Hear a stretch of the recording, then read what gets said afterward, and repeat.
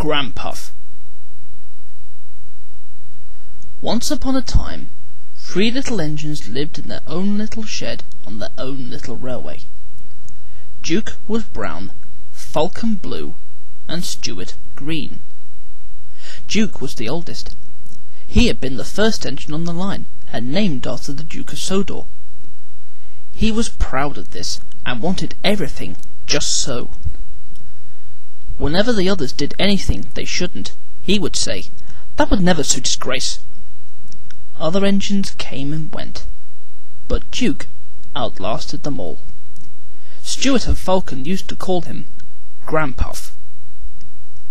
Duke was fond of them, and tried to keep them in order. They were fond of him too, as he was so wise and kind, but they did get tired of hearing about his grace. Sometimes they would wink at each other and chant solemnly, "Engines come and engines go, Granpuff goes on forever." "You impertinent scallywags," Duke would say indignantly. "Whatever are young engines coming to nowadays?"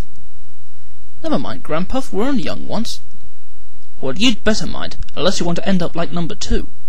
"Oh, Granpuff, whatever happened?" "Number 2, said Duke, "was American, and very cocky. He rolled roughly and often came off the rails. I warned him to be careful. 'Listen, bud,' he drawled, 'in the States we don't care a damn for a few spills.' 'We do here,' I said, but he just laughed. But he didn't laugh when the manager took away his wheels and said he was going to make him useful at last." "Why? What did he do?" "He turned him into a pumping engine, that's what. He's still there behind our shed." Stuart and Falcon were unusually good for several days. Stuart and Falcon became useful engines, and all 3 were happy together for many years. But hard times came. The mines closed one by one, and the engines had little to do. At last their line was closed, and people came to buy the engines.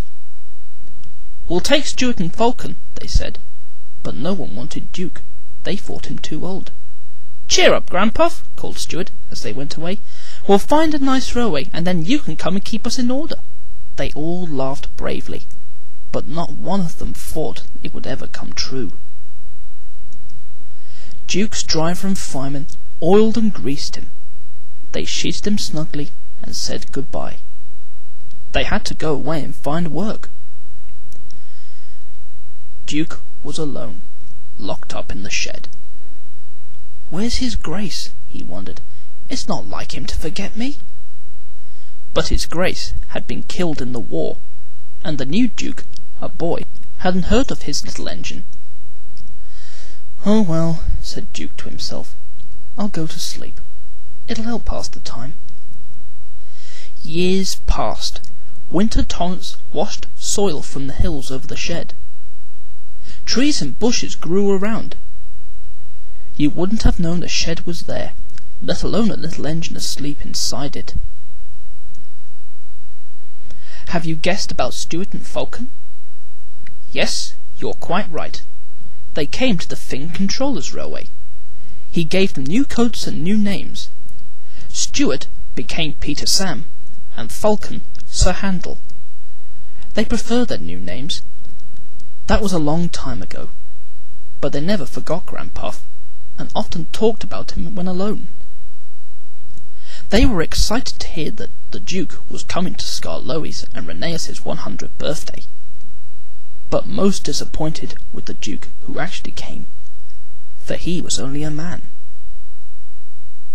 But we must say no more, or we'll spoil the next story.